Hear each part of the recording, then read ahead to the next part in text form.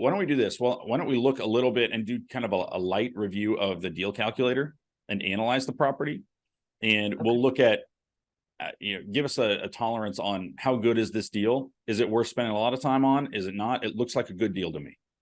So why don't we do that? And then we can talk about how to finance it. Gordy mentioned when he messaged over in Slack, he mentioned that this would be a turnkey property. So you guys would put 20% down on it, right? Correct. Okay. So let's do this then. I'm going to go ahead and share my screen and walk you through it. Here we go. Boom. All righty. So here's where we're at. This one, the numbers on this, I'm looking in Slack. Or actually, I brought up the listing right here. Okay, so it's a triplex, right? For 110. So we'll go ahead and put that in the deal calculator. And this is the turnkey deal calculator. So we've got 110. With 20% down. Yeah. Closing costs at 5%. That's pretty reasonable for a turnkey purchase. So you're all in at closing. You need to show up with 27.5. Okay.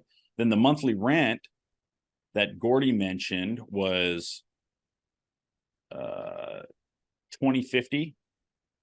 Say $2,050 a month. That's what they said. Yeah. Okay. Now, I'll give you some feedback there. You might confirm that that's what they're actually rented for now, rather than this is what they could get, because they might be rented for $300 a month right now, and they just signed those tenants to a 12-month lease. And when you buy a property, the leases follow the property; they don't follow the owner.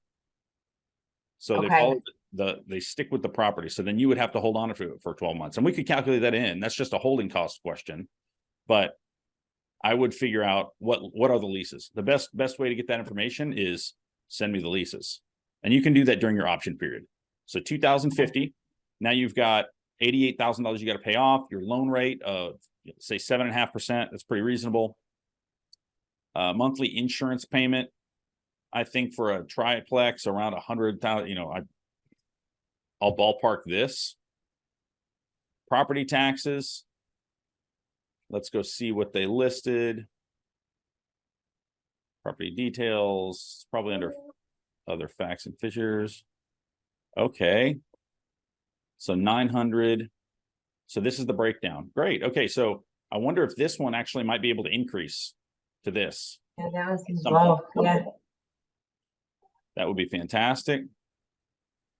So then let's check out what taxes are. There we go. Property taxes. 2022 is assessed at 35.5, and the taxes were 26.30.78. So if you kept the same taxes, your taxes are probably going to go up. Kept the same taxes. Divide by 12 to make it monthly. We've got a syntax error in there. I need to remove that comma. Okay. So that puts you at cash flowing 582.96, which is great. That's a 25% return on your money. It's a really good situation. Okay. So if these numbers are accurate, if this number is accurate, I think you should go for it. This is a really good deal. Now, what you need to confirm is insurance payment and property taxes.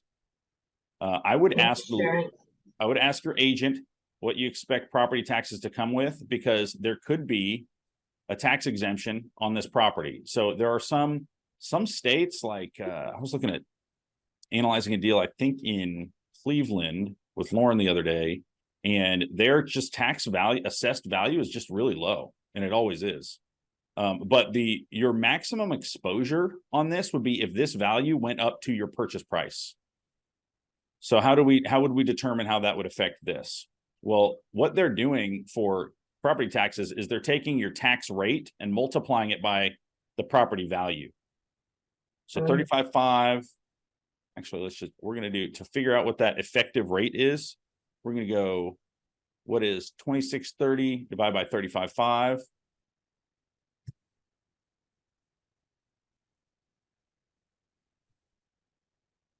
Okay.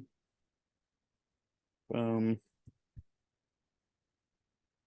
Okay, so that would be 7.4%. So then if we ended up doing, let's say that the home price was $110,000 and they actually did that, your tax payment would be $110,000 times that 7.4%. And your monthly payment would be divided by 12. And this number needs to not be there we go. So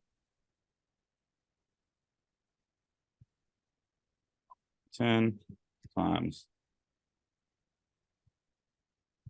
So that is your absolute worst case scenario for your taxes on a monthly basis. And that would chew through a lot of your cash flow, right? Oh, yeah. So then you're only cash flowing $122 a month. That is a pretty safe situation. I don't think that they would go up to this, but what I would recommend doing is to cover yourself is to talk to your agent and say, what do you see? Because they've got experience doing this. They should have a lot of experience buying and selling houses. So you want to ask them, what do you see as the consistency with which taxes increase when a property is purchased? Is my cost basis, is my assessed value immediately going to go to 110?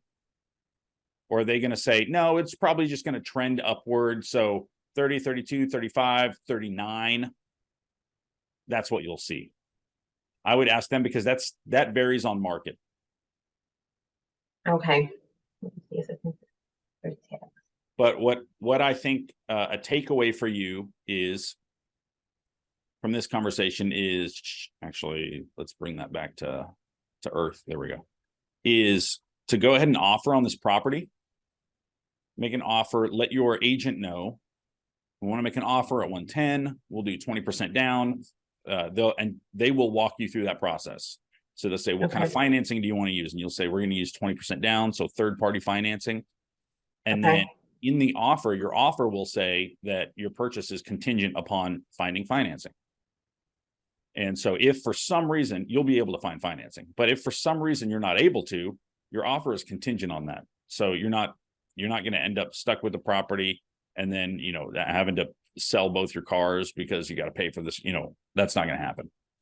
The other benefit is because it's on market, you're going to be able to get a due diligence period or an inspection period, or once you offer on the property and they accept it at this value, you go in and you get an inspection done, and then you can use that inspection to negotiate this price downward.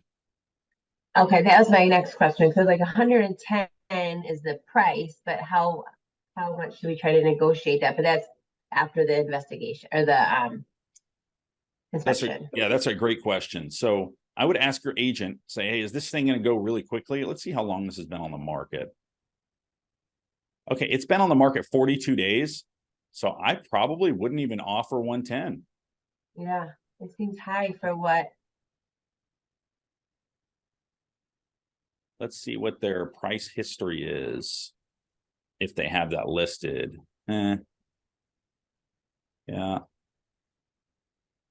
Yeah, so if it's been on the market for a month and a half and nobody's made an offer at 110, so they're asking, I would come in under.